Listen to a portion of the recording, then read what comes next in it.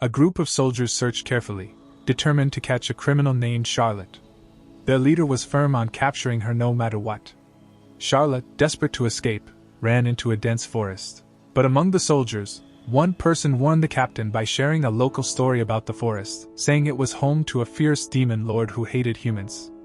Hidden nearby, Charlotte watched her pursuers leave, feeling guilty for not explaining herself to her friend Natalia. Her resolve was tested when she fell down a steep cliff. Despite the fall, she managed to call out Natalia's name before passing out. The next morning, Alan, the mansion's owner, came out and read the morning paper. Sensing something in the forest, he investigated and found a group of monsters gathered around something. Curious about her weightlessness, Alan wondered if she was a runaway or a victim of kidnapping.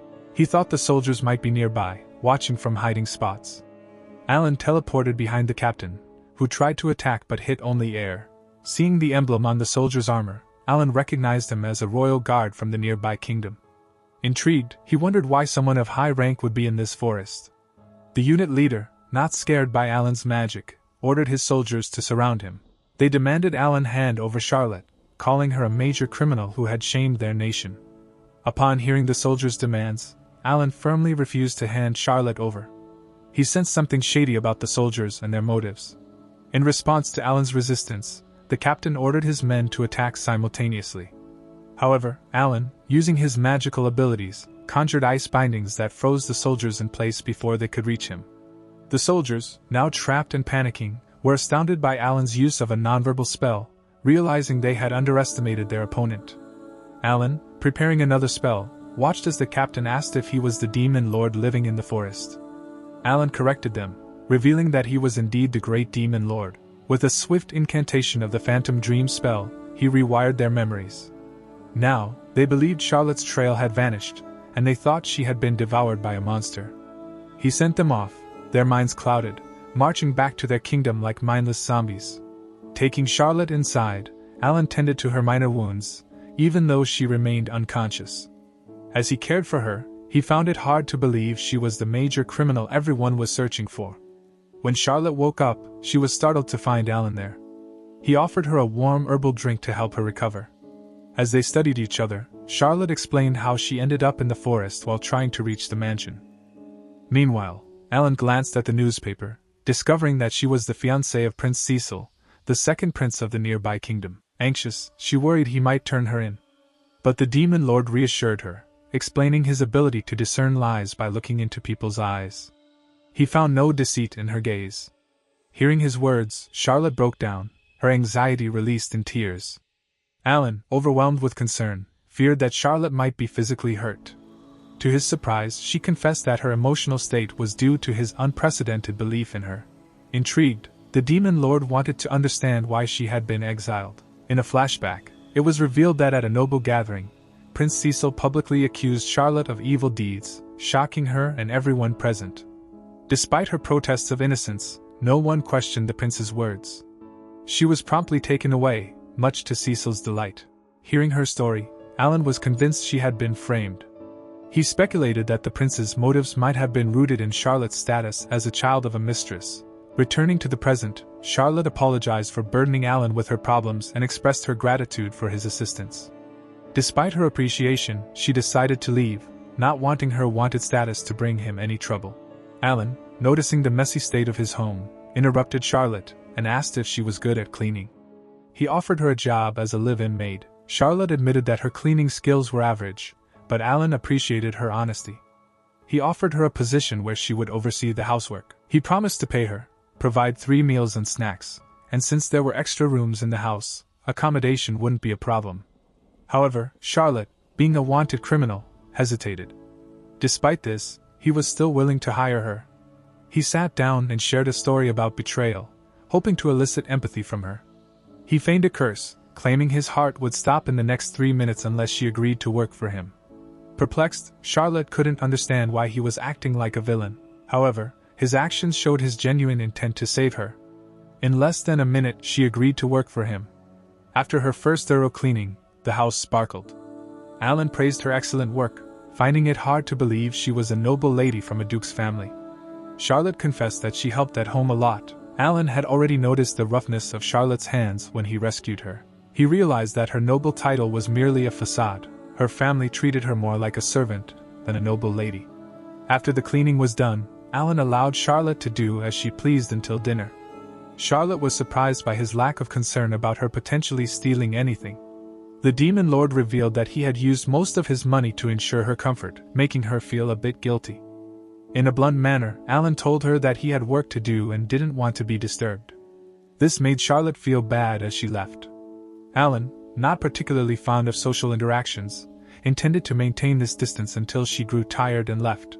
Lost in his work, Alan was jolted when he realized it was dinner time.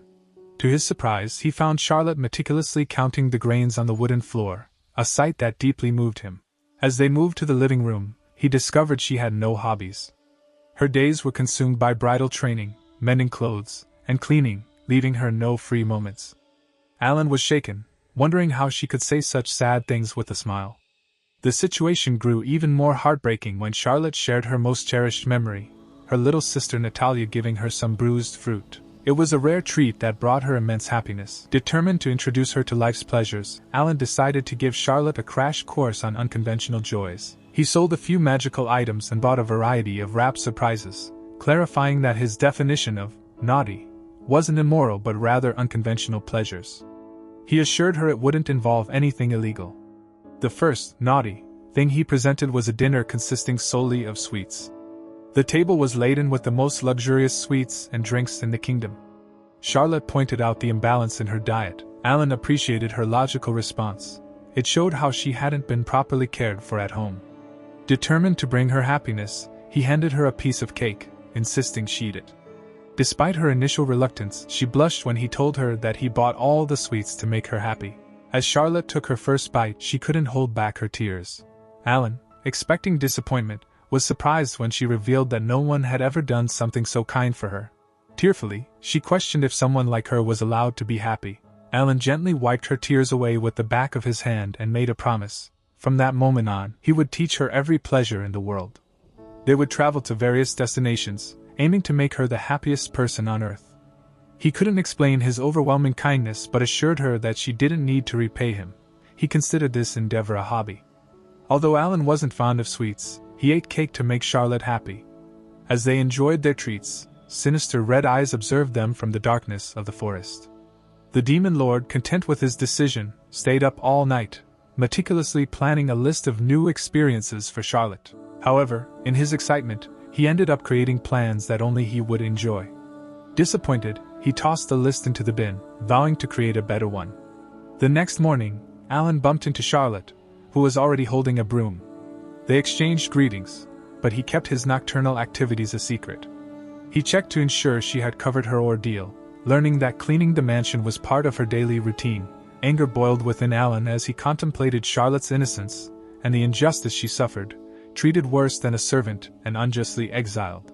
Allowing her to sweep outside, Alan was left alone with his thoughts. He couldn't fathom why Charlotte didn't express resentment towards the prince or her family for their mistreatment. His contemplation was interrupted when he overheard Mia interacting with Charlotte. Alarmed that Mia might recognize Charlotte, Alan hurried down to intervene. He briefly introduced Charlotte as his new maid, and Mia, the cat lady, revealed herself as a courier from the shipping company, explaining that she was the one responsible for bringing his mail.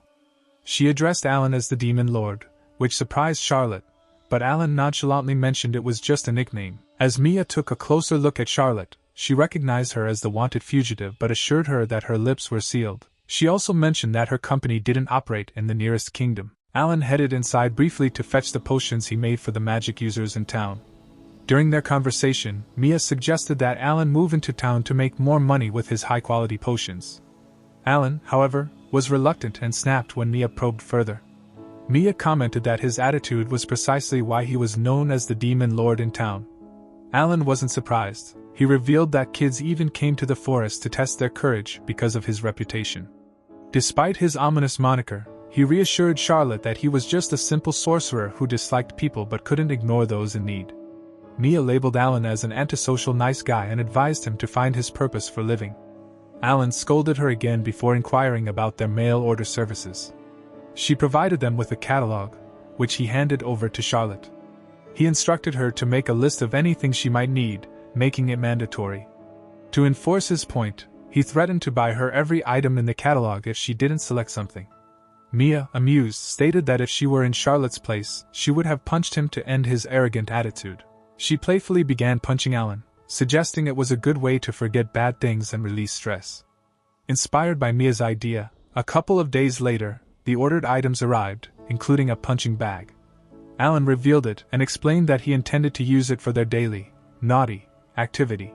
He placed a picture of the prince on the bag and equipped Mia with a boxing glove. Alan explained that hitting the bag could help release built-up stress and anger. Mia hesitated, believing the prince might have a valid reason for his actions. Alan, skeptical, pointed out that Cecil wouldn't have treated her poorly if that were the case. Charlotte, however, felt guilty, believing she owed her family and blaming herself. Trying to make Charlotte understand the importance of expressing her feelings, Alan cast a spell on the gloves, compelling her to hit him instead. The punch landed impressively, sending Alan flying. Despite her scolding, he reassured her that he would never abandon her, no matter what she did to him.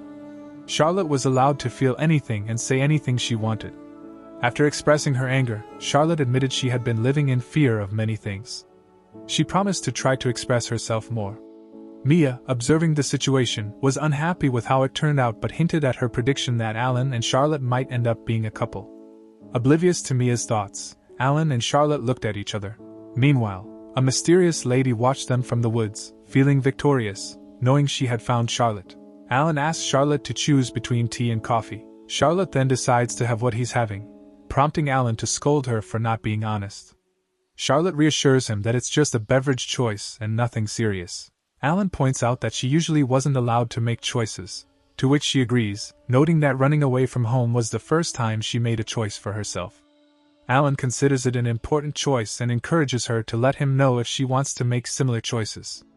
As Charlotte sips her tea, the window bursts open, and a Catwoman sits on the ledge. Alan praises her for finding him, and Charlotte asks Alan who the woman is. The Catwoman, revealed to be Aruka Crawford, introduces herself as an apprentice sorcerer engineer and claims to be Alan's sister. Alan corrects her, saying she's his stepsister, and explains that he lost his parents when he was younger, and the Crawfords took him in. Charlotte apologizes for prying, but Aruka assures her it's okay. Aruka asks Alan if Charlotte is his girlfriend, and they both deny it simultaneously. Alan firmly denies any romantic involvement with Charlotte, and Aruka questions if that doesn't make him sad. Alan insists he's indifferent, and Aruka persists in asking who Charlotte is. Alan introduces Charlotte to Aruka, but Charlotte wishes he hadn't told Aruka everything about her. Alan explains that there's no use hiding anything from Aruka because she'll find out eventually. He recounts how he and Charlotte met, and Aruka understands who Charlotte is and why she's with Alan. Aruka sympathizes with Charlotte's situation and offers to help. Charlotte questions if Aruka isn't suspicious of her, but Aruka vouches for her, stating that if Charlotte were a bad person, Alan would know. Aruka reveals her initial mission was to bring Alan home, but it doesn't matter anymore. She tells Alan that she'll take care of Charlotte, but Alan doesn't believe her, asserting that he can teach Charlotte better. They argue and decide to compete for who will teach Charlotte naughty things. In an alleyway in a populated town, Alan casts a shapeshift spell on Charlotte to change her hair color from blonde to black, and after some discussion, they head to a dress store, where Charlotte tries on a particular dress. In the midst of the competition between Aruka and Alan, Aruka thinks the new dress suits Charlotte very well. Alan, feeling out of place, reminisces about his childhood with the Crawfords. He recalls little Aruka initiating a chess competition, where Alan, despite always winning, sensed it was Aruka's way of getting close to him. Aruka calls out to Alan, revealing Charlotte behind a curtain in a new dress. Though Charlotte feels a bit embarrassed, Aruka assures her she looks great. Aruka asks for Alan's opinion, and he compliments Charlotte but comments that the dress is a bit too short. Aruka defends the length, but Alan thinks it might be Charlotte's first time wearing a short skirt. Suddenly, Alan punches his chest and coughs out red water. Aruka and Charlotte are surprised, but Alan insists he's okay, explaining he stopped his heart briefly to calm it down. And Aruka takes her back to the changing room. Alan reflects on wanting to know the current state of Na's kingdom, and what nobles and people think of Charlotte. Aruka offers to gather information from her dad's friends. She also asks if Alan wants her to look into the prince and his entire house. Alan agrees but mentions they can wait for now. Charlotte interrupts, asking for help with the dress clasps on her back. Aruka offers to assist and while doing so, notices scars from whips on Charlotte's back. Aruka pauses with surprise, but when Charlotte asks if everything is alright, Alan assures her that everything is fine. Noticing that Charlotte seems unaware of the scars, Alan raises his hands, emitting a bright green glow to heal her wounds. He lies to Charlotte, saying he's fixing a worn spot on her dress.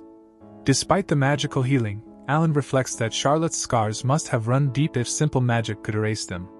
He remains furious internally, unable to comprehend the hatred directed at Charlotte. Alan shares with Aruka that they need to deal with the subjects of their earlier conversation. Aruka then surprises Alan by asking him to pick out a dress for Charlotte. Alan, uncomfortable with the task, randomly selects a dress that turns out to be less than decent. Leaving the dress shop, they discuss their plans.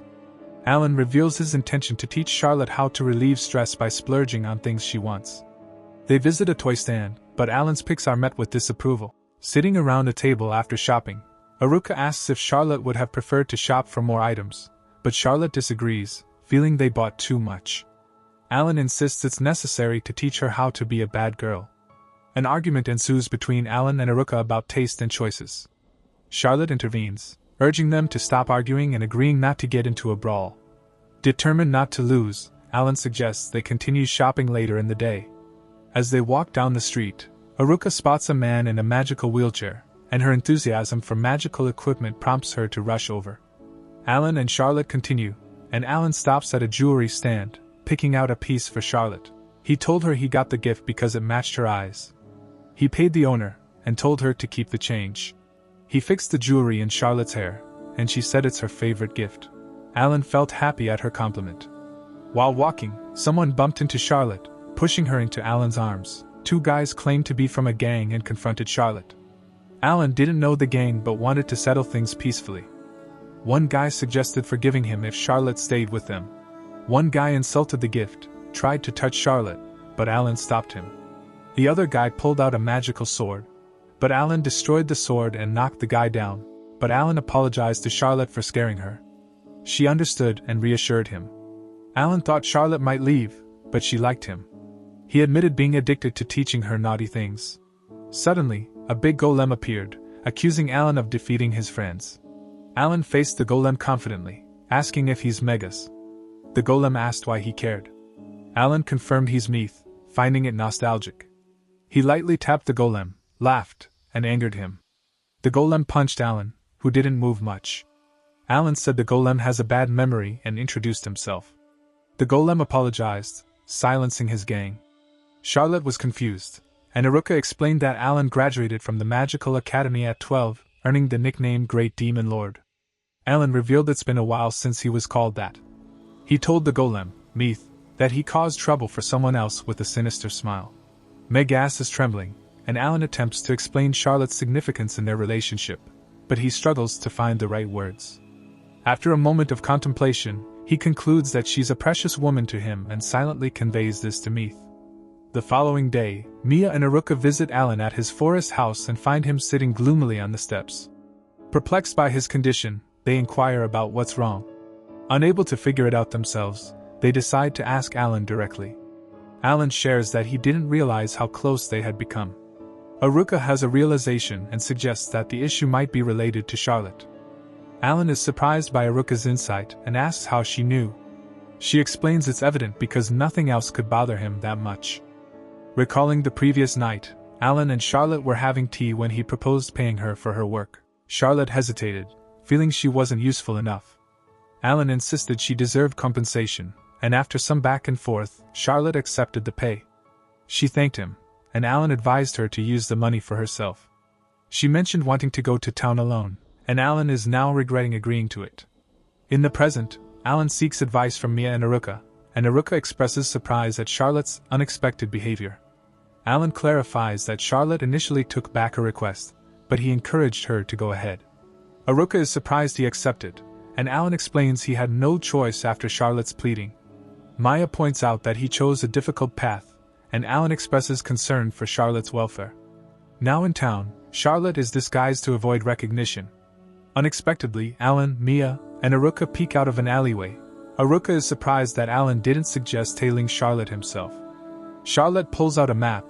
Alan is proud of her for using the map, and they heave a sigh of relief that they haven't been discovered. Aruka asks Alan why Charlotte decided to go to town alone, and he explains it's to buy something, though Charlotte has kept it a secret. Mia and Aruka are shocked that Charlotte didn't disclose this to Alan, but he is happy that she is becoming her own person by keeping secrets. As Charlotte walks around town, unsure of where to go, Alan expresses concern to Aruka that Charlotte seems lost, and Aruka agrees, stating it could be a problem. Charlotte, looking at the map, appears uncertain of her direction, prompting Alan to worry that she might be in danger. Alan asks Aruka what she means. She tells him that judging by the direction Charlotte is going, she might end up in the Mere District. The Mere District is a dangerous area controlled by a gang called Serpent Fang, led by Gro the Viper Charmer. Alan is alarmed by this revelation. Aruka asks what they can do, suggesting she could bump into Charlotte and act as though it was an accident. Alan tells her not to bother, stating that since it's Charlotte's first adventure, they shouldn't interfere. He announces he has something to take care of, leaving Mia and Aruka to watch over Charlotte. Mia and Aruka keep an eye on Charlotte, wondering what she's looking for. They notice she's approaching an unsafe area, and Mia wonders which map she's using. Aruka wonders where Alan went as Charlotte looks around. Several men approach her, causing Mia and Aruka to worry. Charlotte is now surrounded by members of the Mere gang. Mia and Aruka want to rush to Charlotte's aid but stop when the gang welcomes her, throwing a pseudo-welcome party. Gro introduces himself, and all the gang members welcome her, surprising Charlotte. Mia and Aruka are perplexed. Suddenly, Alan comes back, and Aruka asks where he's been. He explains that he taught the gang members a lesson, ensuring they treat Charlotte properly. Mia notices the gang members are beaten up, and Charlotte asks if they're okay. Surprised she notices their injuries, she presents Gro with a magic potion to heal their wounds. Touched, the gang members bow in gratitude, vowing to change their ways. Charlotte tells them they've thanked her enough, and Alan praises her for earning their trust. Gro asks about her relationship with the Demon Lord, and Charlotte begins to answer with Alan watching from an alleyway in anticipation. She tells Gro how Alan took her in when she didn't have a home, concluding that he's her master. Alan is disappointed by her description. The gang members think she was threatened into submission, and Gro believes their relationship doesn't seem right. Angry but understanding their perspective, Alan thinks Charlotte is too kind and modest for someone known as the Demon King. Charlotte assures the gang members that Alan is a misunderstood gentleman. They can't believe their ears as she adds that Alan teaches her naughty things, getting the wrong idea. Aruka and Mia are disappointed with her poor description, and Alan tells them he'll address it. Charlotte thanks the gang members and takes her leave, and Alan is grateful she wasn't harmed. Mia points out that Charlotte is heading further into the dangerous district. Alan, with a sly smile, tells them there's nothing to worry about. Aruka hopes he won't pull the same stunt again, and Alan confidently mentions taking control of the whole area. Aruka thinks it's a dumb decision as Alan goes through the district, taking down different squads. Aruka and Mia, displaying the same prowess, effortlessly navigate through the district, ensuring there's no threat left. They defeat all the gangs, securing the area for Charlotte. Aruka suggests to Alan that there might be no need to continue watching over Charlotte now that the district is clear. Alan hesitates, but Mia steps in, offering to watch over Charlotte alone. She suggests that Alan and Aruka wait until Charlotte completes her shopping. While enjoying tea at a table, Aruka asks Alan a question, but his mind seems elsewhere. Maya returns at that moment, informing them that Charlotte has finished her shopping without any issues. Alan commends Mia and asks about Charlotte's well-being. Mia reassures him, mentioning that Charlotte ran into one of her acquaintances and is now safe. She adds that Charlotte and her friend will be joining them soon. Aruka notices Charlotte approaching and beckons her over. They exchange pleasantries, and the jewelry shop owner, who escorted Charlotte, commends Alan. Confused, Alan learns that the townsfolk were talking about him, feeling safer after he cleared out the gang members from the district.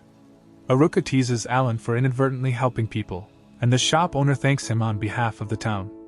Alan, feeling the strangeness of being thanked for something he did for Charlotte, modestly accepts her gratitude. The shop owner praises Alan, assuming Charlotte is his girlfriend. They clarify they're not in a relationship, and the shop owner wishes them luck before leaving. She produces their presents, recognizing them as goods from a new shop.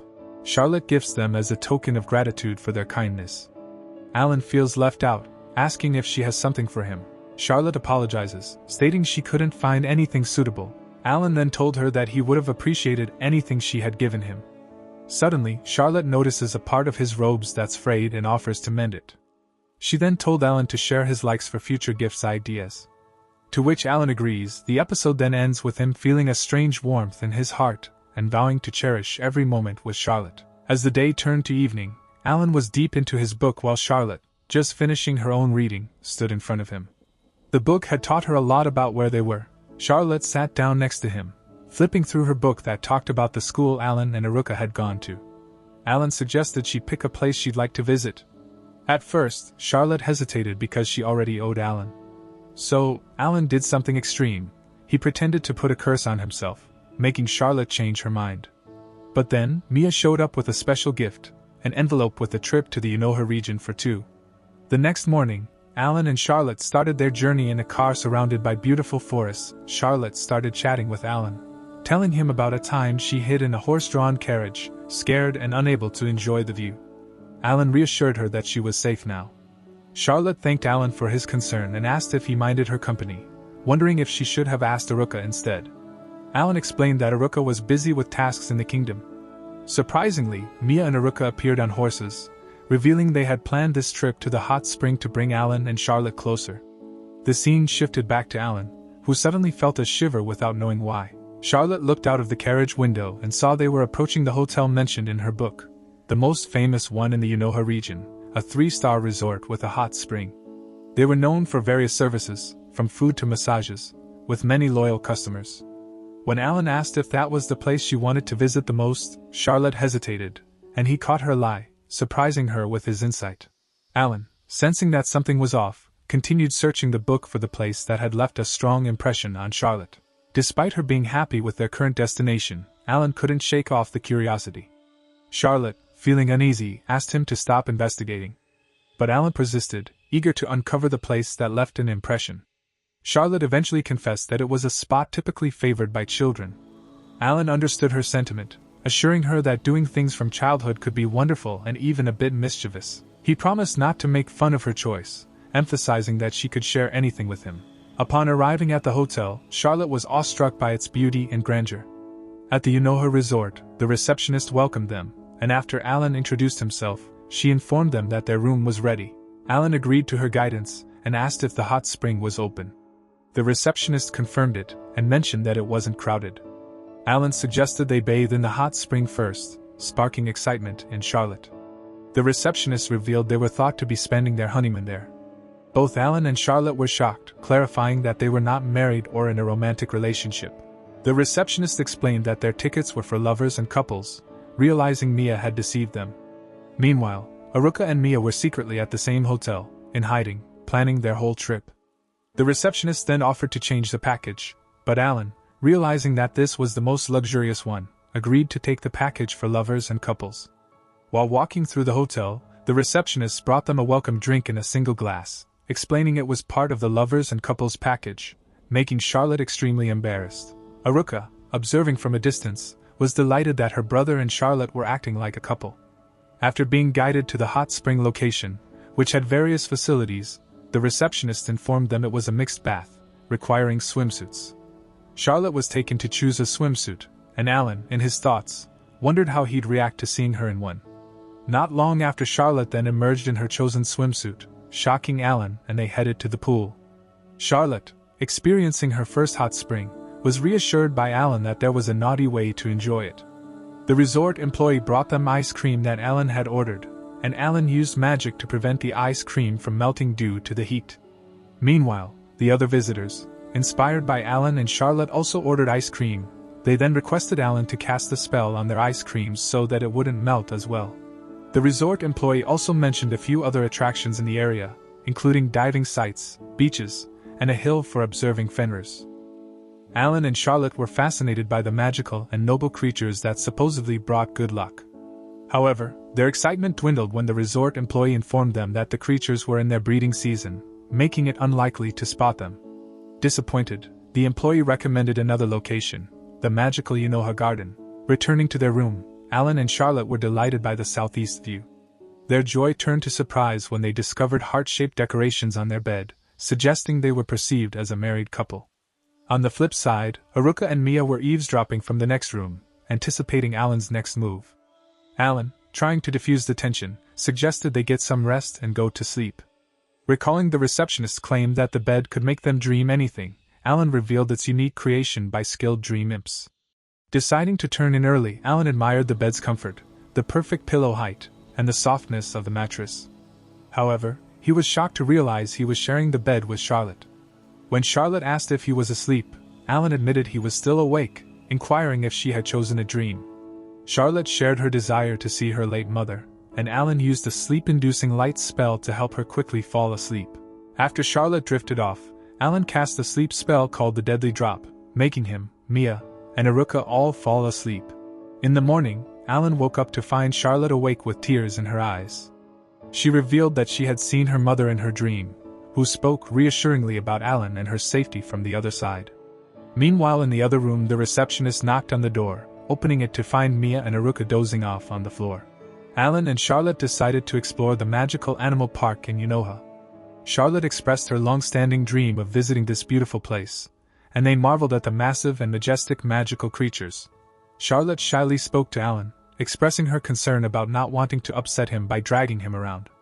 In response, Alan reassured her that he would be truly happy when she is happy. Charlotte then pointed at a small creature in a picture but couldn't bring herself to speak. Understanding her desire, Alan suggested they go there, and Charlotte admitted her love for the place since childhood. Charlotte went to buy something. She explained they were hairbands, and she wanted two so they could wear them together. Alan was quite hesitant at first, but he eventually wore the hairbands with Charlotte. The scene shifted to a man accompanied by wild wolves, seemingly preparing for a fight. We are then brought back to Alan and Charlotte, as they stroll through the garden. When Alan saw a sign about hell capybaras, strong, formidable magical creatures that could easily destroy a city, the zookeeper then assured him they were resting deep in the forest. Charlotte, however, seemed angry and spoke in strange words. Worried, Alan approached her, thinking she might be losing her mind. To his surprise, she thanked him for being with her and promised to fulfill his requests. Alan realized she was happy playing with the small animals, discovering her love for them. This made Alan speak the language of magical beings to two rabbits, negotiating their help to play with Charlotte in exchange for food. However, to his surprise, the other animals had already surrounded Charlotte, making her their friend easily. Later, Charlotte expressed her happiness to Alan, and animals gathered around her again. Alan stood up, explaining the various skills, including magic, and assured Charlotte he never deceived people. Demonstrating his nonverbal communication skill, he praised Charlotte's talent as an animal tamer. In his thoughts, Alan remembered a similar situation when he first met Charlotte deep in the forest and animals surrounded her. Suddenly the zookeeper approached them, seeking their help, believing them to be renowned magical creature tamers. The scene shifted to a large building where a man in white recognized Alan as a member of the Crawford family. Astonished, he requested Alan's assistance, leading him to an area with formidable magical creatures. The director explained that they had captured the Fenrir for the first time, but communication was impossible, hindering their ability to treat its injuries. Alan was deeply concerned about the injured Fenrir separated from its family due to illegal poaching. Realizing the lack of skilled tamers on their staff, Alan offered to help the Fenrir in any way he could. However, a new problem arose. An employee informed them that Fenrir's mother was approaching. Panic spread as they had used a trace removal spell, making it impossible for the mother to know their location unless she was a high-level being. Understanding the gravity of the situation, Alan suggested speaking to the mother to gain her understanding. Despite the fear among the other tamers, Alan reassured them and instructed the evacuation of guests from the park as a precaution. Charlotte, having previously mentioned her talent for taming magical creatures, insisted on talking to the baby Fenrir. After some hesitation, Alan agreed, acknowledging her determination and hidden talent. In the hotel, Mia and Aruka received the security announcement about the Fenrir, raising concerns about the potential disruption to their vacation. However, Mia's confidence in Alan reassured them of their safety. Alan suddenly appeared behind the girls who had been following them, acknowledging that he knew they were tailing him. Instead of being upset, he asked them to help him with something. The scene then shifts to a large group of Fenrirs heading angrily toward the park. Alan, standing above to watch them, decides to create a barrier around the resort to protect everyone inside the Unoha resort. Using his ice magic, he immobilizes the Fenrirs temporarily, buying time for Charlotte to finish convincing the little Fenrir. Suddenly, the ground splits, and the mother of the little Fenrir appears. Alan realizes the gravity of the situation and tries to avoid her attacks using his magical defense. Despite his attempts to communicate, the mother Fenrir refuses to listen and attempts to strike him. Alan falls to the ground, unsure of what to do. Out of the blue, he is approached by a magical creature, a capybara from the abyss named Gosetsu. Gosetsu informs Alan that killing Fenrir would prevent its reunion with its child, greatly saddening Charlotte. He reveals his goal is to save Charlotte. Gosetsu explains that he had observed Charlotte's life and realized that Alan had to be eliminated to protect her. Launching a powerful fireball attack at Alan, Gosetsu tries to convince him that he's wasting his time with Charlotte. In their intense battle, Gosetsu reveals his plan to unleash his sealed power to destroy the kingdom of Neros. Alan questions if this would make Charlotte happy. Just as things seem dire, flying creatures appear, and Charlotte arrives with all the animals she had tamed, including the little Fenrir. Charlotte managed to talk the injured Fenrir and convince it to accept treatment. Alan, astonished by her achievements, expresses his joy and tells Charlotte that she has become someone he can rely on. Thrilled, Charlotte explains her efforts to catch up with him, but the animals express concern for her well-being. Alan questions whether Charlotte understands the language of the magical creatures, to which she admits that her understanding is not perfect, but she can grasp the essence of what they are trying to convey. Alan reflects on his own journey, taking 6 months to master the initial language of magical creatures with proper training. He acknowledges Charlotte's growth as a powerful magical creature tamer, capable of standing by his side. When Alan questions Charlotte about the situation between the little Fenrir and its mother, she reveals that the capybara lied to the mother, framing Alan as a hunter. This capybara manipulated her with falsehoods, claiming that Alan would bring her sorrow. The capybara then asks Charlotte to leave Alan, suggesting that he will save her properly. Charlotte denies this, stating that Alan has given her a peaceful life. Alan requests Charlotte to step back and surprises the capybara by launching a powerful attack with fireballs, delivering a decisive blow that defeats the capybara. Concerned, Alan uses healing magic to revive him, and the capybara apologizes for the trouble he caused and acknowledges Alan. The park employee then expresses her gratitude for saving the park, but Charlotte, feeling embarrassed, credits the zookeepers for treating Fenrir's injuries and clarifies that she only spoke to the little one. Alan praises Charlotte, stating that her actions were crucial for the success. Then the employee informs them that their carriage is ready, and thanks Charlotte and Alan for everything. Suddenly the Fenrirs approach. At the same time, Erica and Mia appear at the resort, and it turns out Alan had asked them to capture the hunters. Alan reveals the faces of some of the hunters, and the Fenrir creatures express anger and a desire to attack them. Alan, using his magic, boosts their defense, turning the situation around. After the confrontation, the young Fenrir that Charlotte persuaded to undergo the treatment expresses a desire to follow them back. With the mother granting permission, Alan asks if the cub can leave the pack and the concierge reassures them that the Fenrir can return to its family in under an hour. This eases Charlotte's worries, and Alan feels much more comfortable offering for it to stay after hearing this. The Demon Lord is pleased that their family is growing, and his comment about considering her family makes Charlotte blush, though he's unaware of the effect his words have on her. They leave the resort, and Gosetsu follows Charlotte's bodyguard as a gesture of apology for the trouble caused. However, Charlotte is unfamiliar with the capybara, but the creature insists on being part of the family. Seeing this, Alan gets annoyed because no one has allowed it to join them and orders it to return to the zoo. A few days pass since their return to the mansion, and Charlotte has been spending a lot of time with the Fenrir, whom she has named Lou. However, the cub has not yet warmed up to Alan. Gosetsu then comments on how Lou has taken Charlotte's attention away from Alan, to the point where they spend less time testing the boundaries of naughtiness. The Demon Lord gazes out the window, acknowledging the truth in what the capybara says, but he's happy that Charlotte now has a goal. It is revealed that on the night of their return, Charlotte expressed her desire to become a magical creature tamer. He is glad to see how positive she has become, transforming from the girl who used to count the grooves in the wood on the floor for fun. Alan agreed to her request, and Charlotte impressed him with her studiousness and quick learning. He has discovered a new side to her every day since she started this endeavor. Currently, Charlotte practices what she has learned by instructing Lou. Alan is shocked to see how effortlessly Lou navigates the obstacle course, indicating that Charlotte has mastered the skill and likely has an unparalleled ability to communicate with Fenrirs. Gosetsu, however, irritates Alan by teasing him about calling Charlotte his beloved student. But when the Demon Lord tries to pat Lou while praising him, the creature nearly bites his hand off. Charlotte scolds Lou and apologizes to Alan for her familiar action, which only proves to the Demon Lord that she is the only one who can build trust with Lou. Gosetsu feels that Charlotte has reached the level of having a beast conversation, a type of magic that allows tamers familiars to speak the human language. However, the capybara reveals that it is self-taught in this form of communication. Charlotte then casts the spell on Lou, giving it the ability to talk. The first thing Lou asks is why Alan is touching his mother. Hearing Lou speak excites Charlotte, but it is evident that Lou harbors a strong dislike for Alan. The demon lord then creates a tub for them to soak in. He attempts to ban the capybara from using it. In response, Gosetsu transforms into her human form, surprising everyone with the revelation that she is a lady. Alan becomes smitten watching Charlotte splashing around. In a later scene, Alan and Charlotte sit to talk, and the topic of the previous owner comes up. The Demon King reveals that the house once belonged to an eccentric elf who disappeared 30 years ago. Given the isolated location of the house, it's not surprising that she was an unsociable workaholic. When she suddenly went missing, people speculated wildly about her fate. Some said she fell off a cliff in despair, while others believed her body was taken over by mushrooms. Due to these rumors, Alan got the house at a discount. Charlotte looks horrified and points to Gosetsu, who is lying in the pool covered in mushrooms. They rush over, only to find that the capybara is fine. As they try to figure it out, Dorothea suddenly pops out from the ground, accusing them of stealing her mushrooms.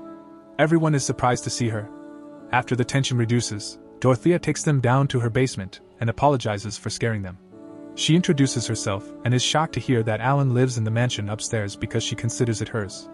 It turns out Dorothea is the elf who disappeared 30 years ago. She is baffled to hear that so much time has passed but is delighted to see rare magical creatures living in her place. Gosetsu notes that Dorothea is a dark elf, a rare breed with an elite status. But Alan worries about the ownership rights since the previous resident is still alive, anticipating a legal nightmare. He then asks Dorothea to sell the mansion to him. But she gives a mischievous smile and expresses her willingness to do so. However, the elf prefers to live in the basement and doesn't want money. Instead, she wants their help to get out of a predicament. Initially, Alan is reluctant, but Charlotte pleads with him to hear Dorothea out. Dorothea then explains that she used to be an industry-popular author of multiple genres and a self-proclaimed genius. She explains that one day, she tried to write a romance novel and got writer's block. But as the deadline approached with no progress, she went into hiding to dodge her extremely scary editor. Dorothea tells Alan to help by threatening to reclaim her mansion. This idea came after observing Charlotte and Alan interact. She is confident that they can help her overcome her block by acting out some romantic scenes to inspire her. The day of the shoot arrives, and Dorothea is dressed like a veteran director. Initially, Alan is hesitant, thinking Charlotte would be uncomfortable flirting with him. However, Charlotte reassures him, saying she wouldn't mind if it was with him. Before starting, Alan instructs Dorothea to keep the script as normal as possible, avoiding anything that might violate public morals. Dorothea assigns them the first scene, where the story begins with a wife greeting her husband after a long day of work. However, during this scene Dorothea wrote something lewd that flustered Alan, ending the scene. Demanding another story to reenact, Dorothea then assigns them another scene from the same storyline. However, this time, Alan is flustered once again when Charlotte calls him with a cute nickname, ending the shoot once again. Moving on to the next scene, Lou and Gosetsu also join in to help liven up the scene. However, they have to modify the story once again due to Alan's disagreements with certain parts of Dorothea's script, causing multiple interruptions and reshoots. Once the scene almost reaches its climax, Alan then suddenly goes off script, which enrages Dorothea, who wraps the second scene. Running out of ideas, Dorothea decides to recreate the iconic Cinderella story for the third shoot. Initially it goes smoothly, with the couple sharing genuine moments and improvising some scenes, which ends up being perfect. During a break, Lou serves Charlotte some water, but refuses to give any to Alan. Charlotte shares her water with him, but Alan hesitates at the thought of sharing an indirect kiss and decides not to drink. Meanwhile, Charlotte starts realizing that her eyes have been following Alan more recently, blushing at the thought. Dorothea asks them to do the final scene to complete the favor. As they begin, they improvise again and nearly confess their feelings to each other. Just as they are about to confess, a man in black breaks through the mansion wall and enters the house. He explains that he felt his writer's presence and apologizes for the sudden intrusion. The editor then checks under Lou's sleeping rug to find a trembling Dorothea, who tries to escape but is captured. He remarks that letting her disappear so close to the draft deadline was the worst mistake of his life. Dorothea, trying to ease the situation, boasts about how well the basement hid her presence, even from someone of his level. The editor wishes she could channel that enthusiasm into her writing, lamenting the 30 years he spent searching for her. Pleading for help, Dorothea apologizes to Alan as the editor hands Alan a bag of money as compensation for the destroyed wall. The elf continues to beg the demon lord for assistance but is taken away by a flying dragon. Right after the chaos, Aruka bursts into the room frantically, informing them that there is a problem with Charlotte's little sister, Natalia, who seems to be in deep trouble.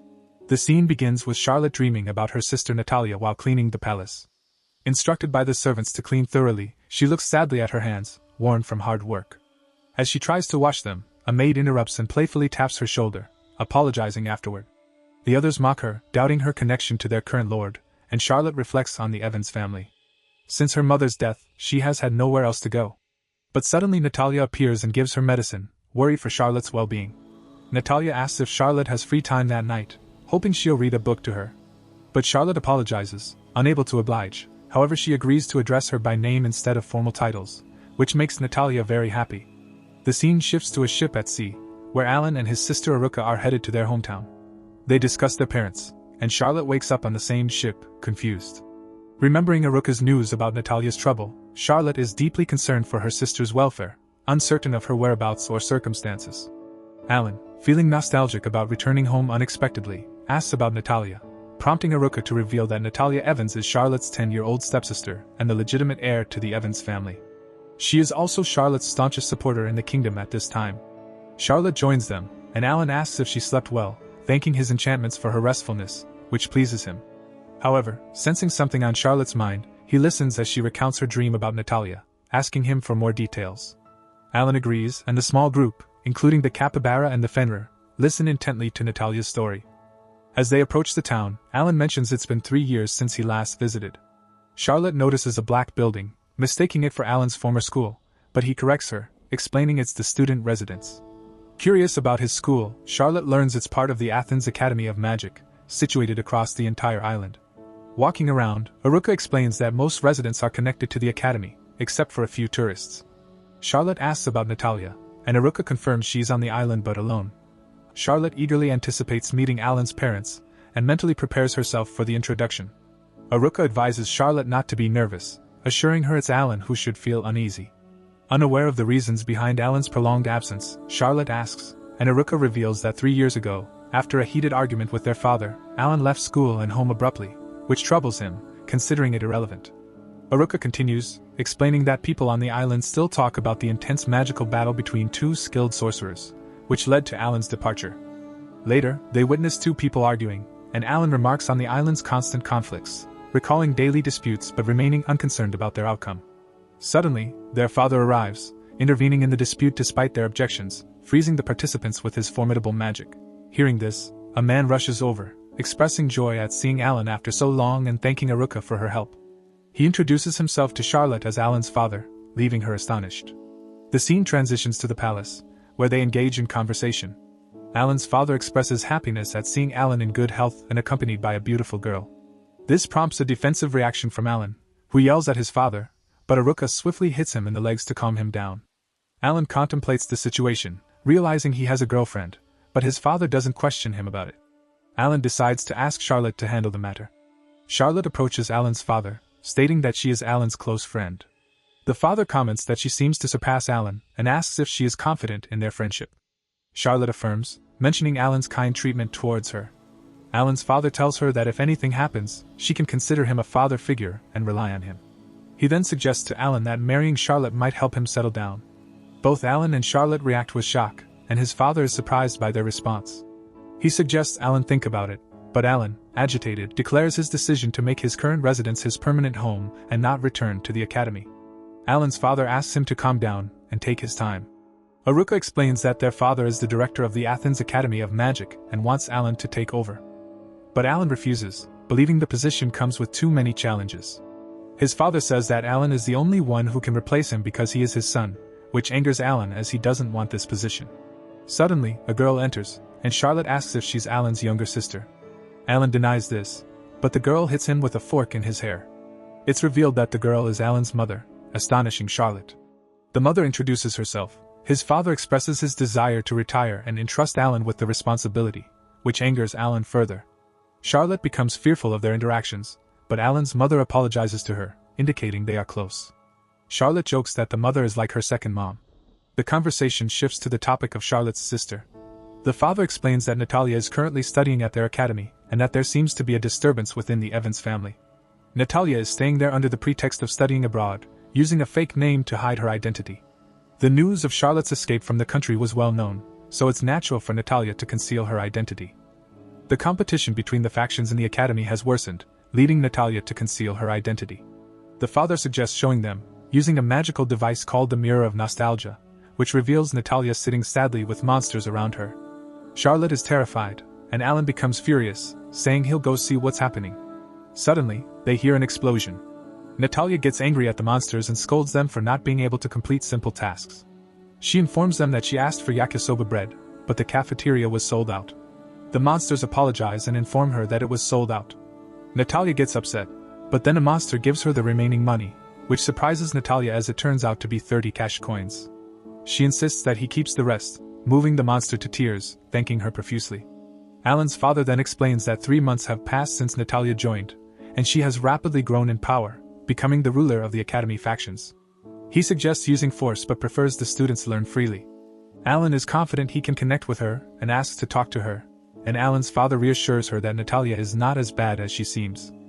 Alan's father explains that the academy respects students' freedom, but Natalia's case has gone too far, and they need to convince her to restrain herself and attend more classes. Charlotte apologizes on behalf of her sister, and Alan decides that handling Natalia won't harm him or his business.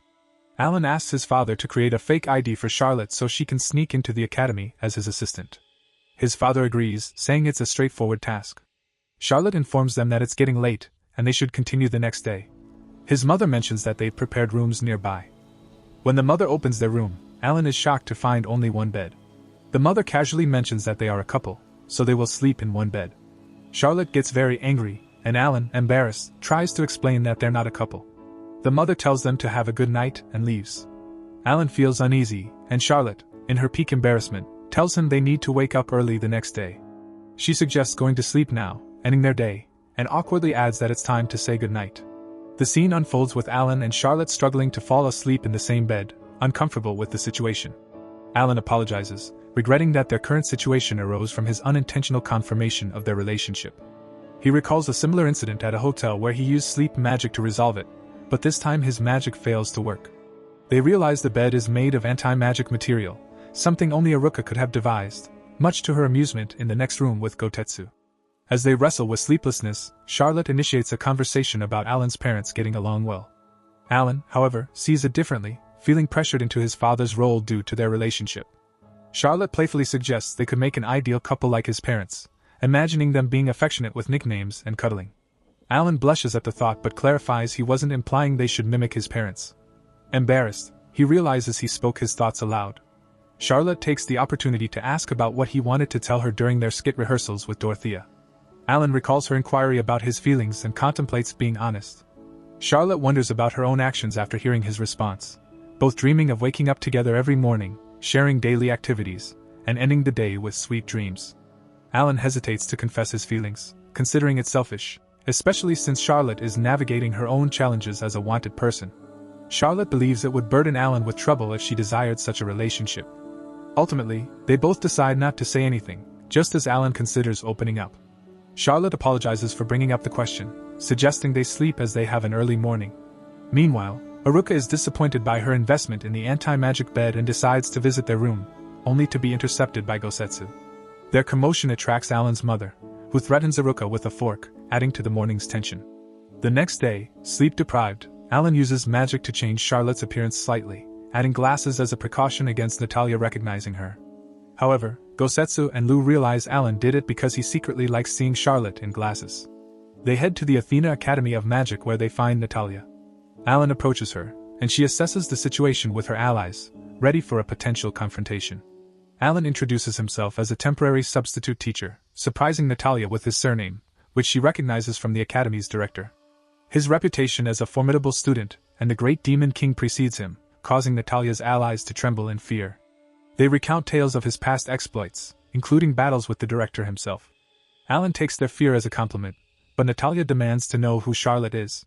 Alan introduces Charlotte as his assistant, Charlo, who nervously greets Natalia. Natalia asks their purpose, and Alan explains he's been tasked by the director to assist problematic students like her. Natalia dismisses the offer, insisting she doesn't need help and walks away with her allies. Alan expected this reaction but is surprised to see Charlotte crying. moved by finally having a conversation with her sister. He tries to comfort Charlotte by reassuring her that they will have more chances to talk with Natalia, spend time together, and even argue occasionally, hoping this would cheer her up. However, his words only make Charlotte cry more, attracting the attention of nearby students who start judging Alan for making her cry. Later, they go to Natalia's classroom, where she is studying advanced magic. Alan is impressed by Natalia's understanding of the material, as she corrects the teacher's mistake on the board. Charlotte is amazed by Natalia's knowledge since she doesn't understand magic herself. Natalia overhears this and questions why the Demon King's assistant knows nothing about magic. Alan quickly covers by explaining that Charlotte is new and still learning, suggesting she ask Natalia for help. Natalia initially refuses but is convinced when Charlotte expresses her eagerness to learn and gratitude. Natalia agrees to teach Charlotte about that day's lesson on lightning magic. After teaching her, Natalia questions why Charlotte wants to learn magic.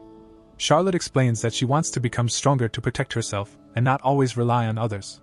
Lou and Gosetsu appear with Alan's lunch, impressing the students, including Natalia. During lunch, Natalia asks if Charlotte is a high-level magical creature tamer, to which Charlotte humbly denies, attributing her success to Lou and Gosetsu's temperaments. Charlotte notices the absence of salad on Natalia's plate and goes to get a healthier meal, surprising Natalia with her concern. Alan explains that Natalia's concern might be because she reminds Charlotte of her own sister. Suddenly, Natalia asks if Alan and Charlotte were sent by her family, the Evans. Alan denies this, and Natalia expresses her disdain for her selfish and snobbish family, explaining that magic gives her independence. Alan mentions reading about her sister in the newspapers, making Natalia serious and uncomfortable, asking Alan never to bring up that topic again. Natalia accidentally bumps into a boy named Chris, her rival, who threatens to end her reign. Natalia responds confidently, challenging him to a duel if he wishes. As Chris leaves, one of his allies trips Charlotte, spilling her tray of food. Natalia immediately defends Charlotte, confronting the boys and threatening to teach them manners if Chris doesn't. Alan asks Natalia to calm down, reminding her that fighting in the cafeteria full of students is not a good idea. Natalia found it absurd that Alan didn't want to defend his assistant, but Alan made it clear that he didn't intend to forgive the boy's behavior. This left Charlotte with a bad feeling. Suddenly Alan snapped his fingers, transporting the three of them along with Chris's group into a subspace barrier. The boys panicked, but Chris assured them that they just needed to defeat Alan to escape.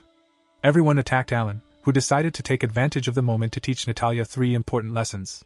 Alan easily defeated all of Chris's allies, stating that the first lesson was always to prevent your opponent from escaping. Afterward, Alan captured all of them, including Chris, and said the second lesson was never to ignore any opponent. The third and most important lesson was to completely destroy them so they would never dare to oppose again. Saying this, Alan created a huge fireball, leaving everyone frightened. Suddenly, a lightning bolt hit the fireball, destroying Alan's magic. Alan was surprised and saw that Charlotte had used the lightning magic Natalia had taught her. Charlotte then gave them a stern lecture for fighting, expressing that while she was glad they protected her, they had crossed the line because violence wasn't the answer. Alan apologized, and Charlotte told Natalia to apologize as well, reminding her that she could have been hurt in the fight. Natalia started to argue that she could heal herself with magic, but Charlotte's determined gaze made her change her mind, and she apologized. Later, while Charlotte affectionately petted Lou and Gosetsu, Alan thought to himself that he always knew Charlotte would manage to cast the lightning spell. This experience would surely boost her confidence, as casting a spell on him and delivering a lecture showed significant progress for someone who couldn't even hit a sandbag before. Noticing Alan's silly smile, Natalia asked him about it, and he seized the moment to talk to her. He explained that he knew she initially started helping the more vulnerable and excluded individuals at the academy, but it had turned into an army that began bothering people. Natalia confirmed the story, expressing her desire to enhance her powers quickly and that people like Chris were convenient targets, but their constant troublemaking was getting on her nerves. Alan understood and said there was only one thing to do in that situation. Natalia thought he would suggest making friends with Chris, but contrary to her expectation, Alan advised her to conquer the Magic Academy and become its leader.